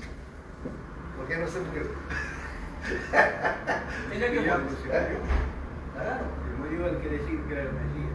No, Eso. hermano. Ahí El Isquiajo, te lo explico por el Isquiajo es el rey al cual Isaías le dice, tú te vas a morir. Ahora viene el tema. ¿Y de dónde viene este Isquiajo que dice la gente? Es el nombre que le han puesto a un maestro, a un rabino judío, cuyo nombre verdadero no es Isquiajo. ¿Quién le ha puesto este nombre? Los grupos cristianos. Para desacreditar al judaísmo, claro. Nunca lo han puesto los rabinos. No. Ninguna autoridad en Israel reconoció a este maestro como el Mesías. Y se murió. No, sigue vivo. Sí tiene, ese hermano sí es mi menor, tiene 30 años, no, yo tengo de 35. De Ya ahora. ha muerto ahora. ¿Ah? Ya ha muerto ahora. No, aquel es una burla. La burla. Es que yo te explico esto. Hay uno que estaba con Yo te explico, mira. ¿Cómo va el tema? Hay un antimisionero llamado Carlos Chanán. Mira, Carlos Chanán dice, Yisquiyahu, Ben David se ha muerto, mira. resucitó, agárrense, resucitó al tercer día y solamente se nos apareció a un grupo de punto wrestling. Viene la pregunta, ¿acaso eso no es una burla, una mofa a lo que le pasó al maestro? Claro. Entonces viene la pregunta, ¿el Yisquiyahu ben David del que él habla es el personaje bíblico con el cual se encuentra Isaías y que llora en la pared? ¿O es la invención, la manipulación y la deformación de grupos antimisioneros recalcitrantes? Está mal. Claro, Manipulación. es una manipulación. Porque acá, por ejemplo, dice, imagínate. Y ese Yisquiyahu que usted está leyendo, él es Yisquiyahu ben David. ¿Por qué Claro. Yisquiyahu ben David? Porque es Ezequías, Claro. descendiente del rey David. Claro. Claro. Entonces, ahora, ¿qué? La pregunta es acá, ¿qué tuvo que hacer él al voltearse en su cama y oró? Se arrepintió, se rectificó. Por eso que el profeta tenía que regresar y decirle, ¿sabes qué? No vas a morir, vas a vivir 15 años más. Claro. Y vivió 15 años. Y vivió 15 años más. ¿De Claro. acuerdo? O sea, demoró. La cuestión es demoró. Fue inmediato. Ahora, cuando se dice, no, pero ya estaba muriendo y mira, estaba muriendo, estaba ya a punto de morir y esto, y aceptó a Jesús como su Señor y Y Salvador. Salvador. Entonces, la pregunta es, ¿fue salvo? Amo. Esa es una bomba. Esa es una bomba. Siempre tiene que venir con una ratificación. Porque si es salvo, no muere, pues. Claro, tiene que continuar vivo. Claro, si es salvo, no muere. Tiene que seguir. Si hubo una verdadera rectificación, una verdadera transformación, tiene que estar vivo. Porque Dios es un Dios que no se complace en los muertos, sino es Dios de vivos. Claro. Fuerte, hermano. Eso es bien fuerte lo que usted. Claro, tiene razón. Claro. O sea, cosas de esa naturaleza que no podemos negar la eficacia, el poder de Dios, su amor, su gloria manifestado. Claro, ahí tiene sentido, ¿no? Porque hasta cuando, por ejemplo, en la cristiandad, por ejemplo, dicen, cuando un hermano hace algo contra ti, basta con pedir disculpas y ya crees que uno va, perdóname porque me equivoqué y hay que, no, si ya te perdonar, está bien. No, sino que tienes que rectificar la parte que tú has hecho. Por ejemplo, tú le prestaste algo a un hermano, por favor, le prestaste eso. Y te pide perdón, y a tu hermano no vas a pedir perdón, y tú no vas a rectificar. No, vas a rectificar. Hay que reponer. Hay que reponer. Saqueo, sacó y devolvió lo que le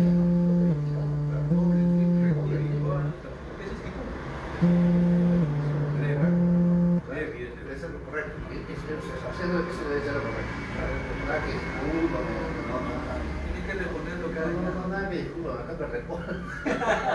Es que la tendencia del, o sea, ya es una nueva, esto es una nueva película. La película anterior es, hermano, ¿sabes qué? Se malogró. Hermano, se malogró, ¿no? Hermano, tú malograbas así, ¿no? Así malograbas. No, pero hermano, pero yo te lo hago bien. No, así malograbas.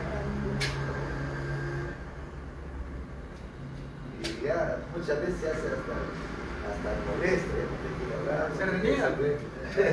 Ya. Pero en su conciencia él sabe que lo valoró. Es lo malo. Entonces, y con esa carga se va. Y el otro también se queda con esa carga. Con ese resentimiento. Con ese resentimiento. ¿Para qué te presté? Si eso está bien, ¿para qué te digo? ¿En qué momento se te ocurrió darle? Y eso. Pero si él reconoce, dice, se malogró mis manos, ¿hay qué, hermano? Esta máquina se malogró, pero Te voy a dar lo mejor, ya acabe la cosa. claro, mira, ahorita no te lo voy a entregar ahorita porque se malogró. Ten paciencia una semanita y yo te te devuelvo No nuevo. una nueva. Entonces, ¿cómo te queda? ¿Cómo queda tu corazón? Tranquilo. Yo le paso una cosa. Queda alegre, pues, ¿no? Por eso a mí cuando me dicen agarra mi carro, me dicen agarra mi carro, manejo.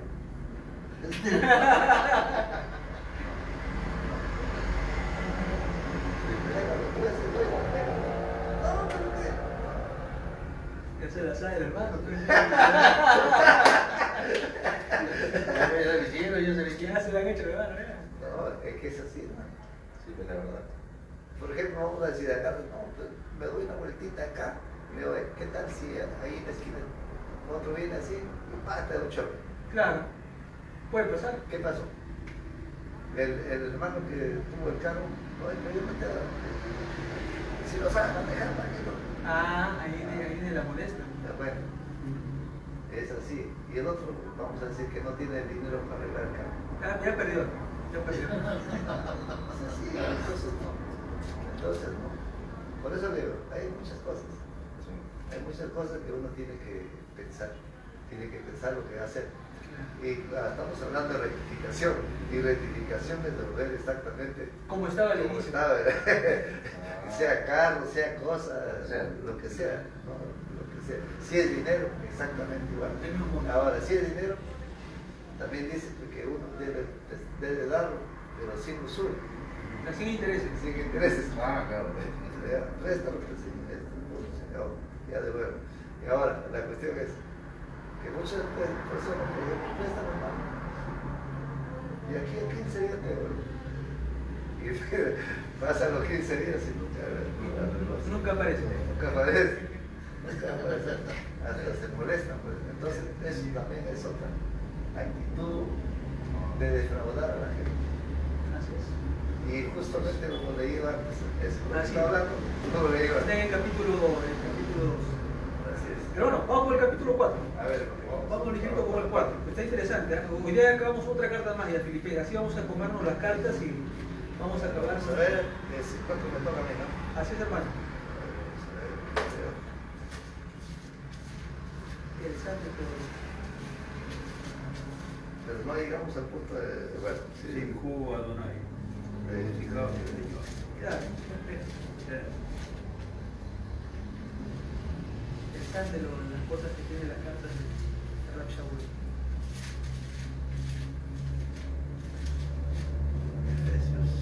No, hermano, Filipenses, capítulo 4.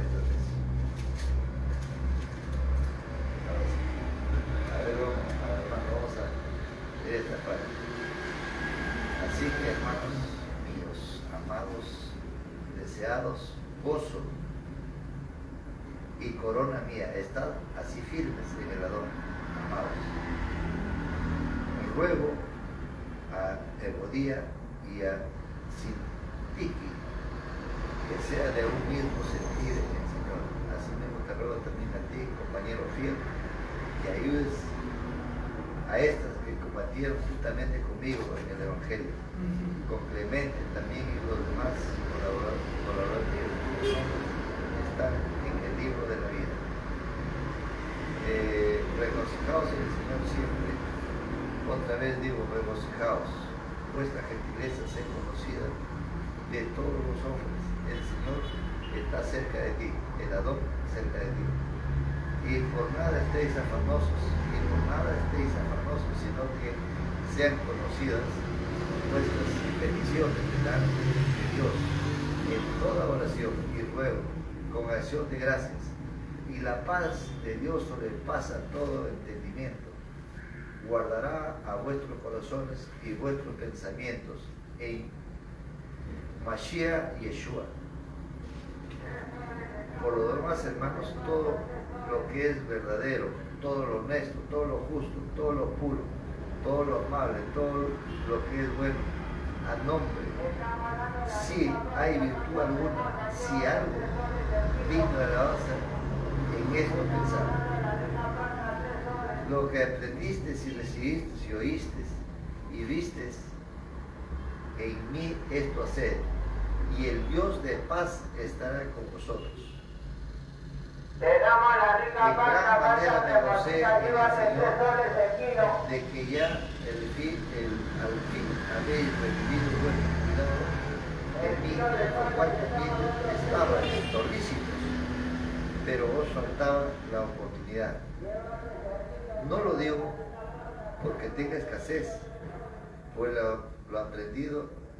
aprendido a mantenerme, cualquiera que sea mi situación.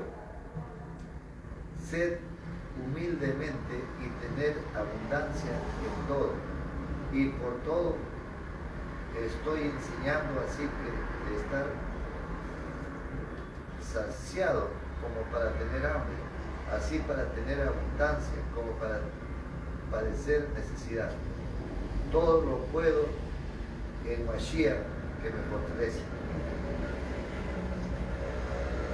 Si alguno, sin embargo, bien hicisteis en participar conmigo en tribulación, y sabéis también vosotros, oh filipenses, que el principio de la predicación del Evangelio, cuando partí de Macedonia, ninguna iglesia participó conmigo en razón de dar y recibir, sino vosotros solos.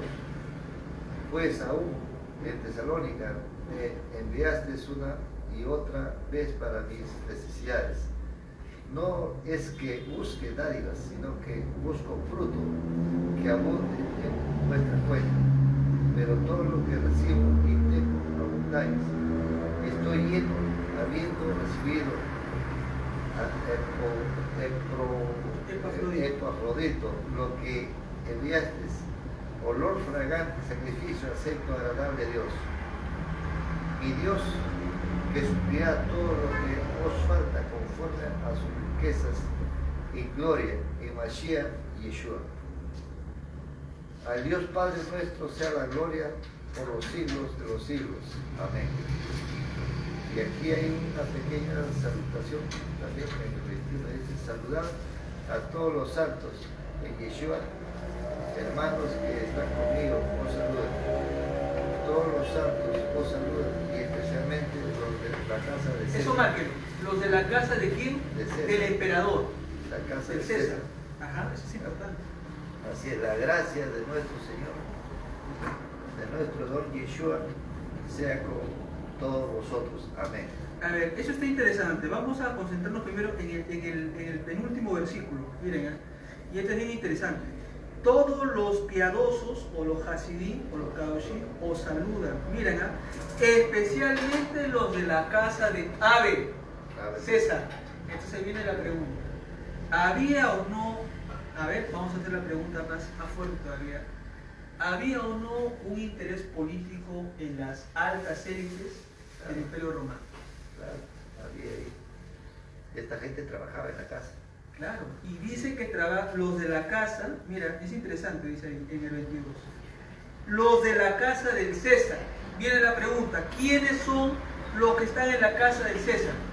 En primer lugar, su señor esposa, la emperatriz. Entonces Rachael Pablo ya tenía ciertas negociaciones con la emperatriz de Roma. De hecho, Y viene la pregunta, ¿cuál es la ventaja, Harris, hermano Juan? pero también podría haber sido no solamente la emperatriz, podría haber sido la clase baja. Pero, o sea, vamos a decir la clase baja. Los esclavos que están adentro de... No. Vamos a decir los que manejaban el cuidado del César. Claro, sus sirvientes. Sus sirvientes. También. O sea, a ver, vamos a... Muy buen punto, hermano. Todos los que están dentro de la casa. No va a ser el emperador. No. El emperador está en contra de la religión de ellos. Claro. Pero ¿quién puede ser, así dicho, persuadida? La esposa del emperador. Un ejemplo sencillo nomás. La esposa de Pilatos estuvo de acuerdo con que Pilatos lo mate a Yeshua. No. Entonces, ¿qué significa? ¿Quién es más fácil de persuadir en la política? ¿La mujer o el hombre? Es la mujer. La mujer es más fácil de persuadir en la política. Ahora viene la segunda pregunta. ¿Qué me quiere decir esto? Esa bajeriza.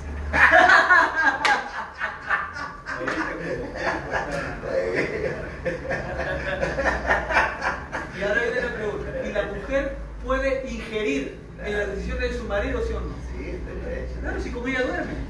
Claro, con ella duerme. Entonces, cuando están echados en la cama, le puede decir, ¿sabes qué, papi? Ya no los persigas, ya, o darle cierta concesión, o sea, puede interceder.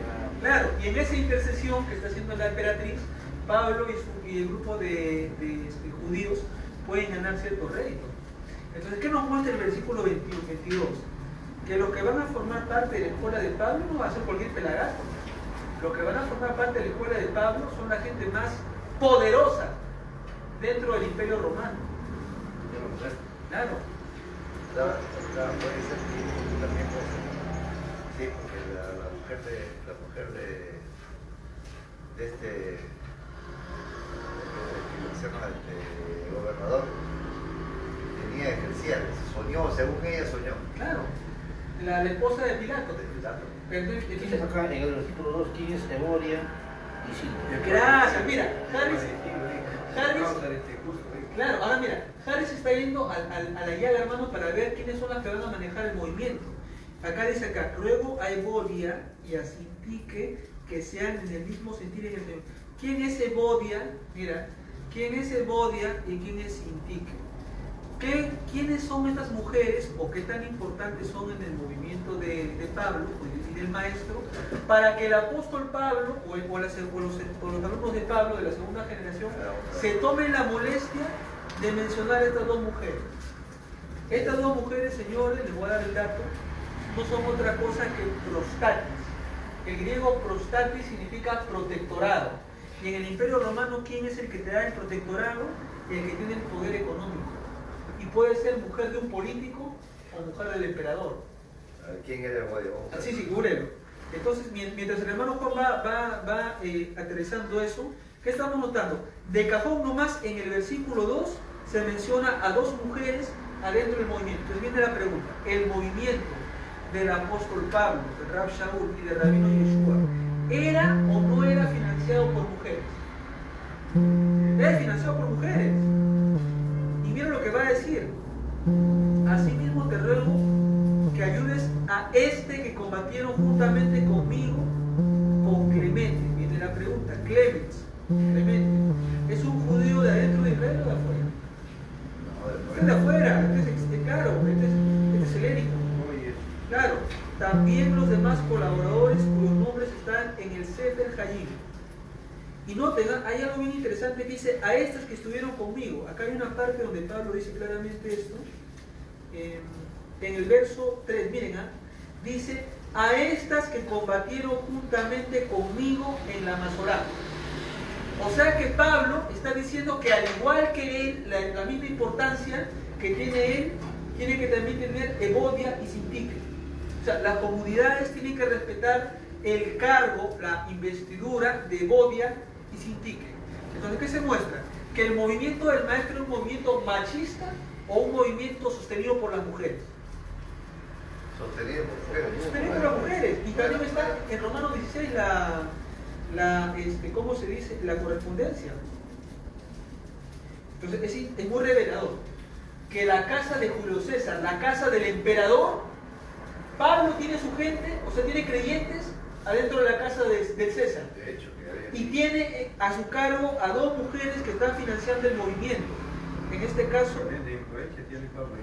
no, pero y Pablo está siendo financiado por ellas, porque si ellas no aportan el money y el cash, entonces Pablo no puede hacer sus viajes. Imagínense lo que significa viajar de Tarso, España, a Tesalónica, Grecia. Era diaconisa, ¿será? Y la palabra diáconos no es el que te sirve la comida.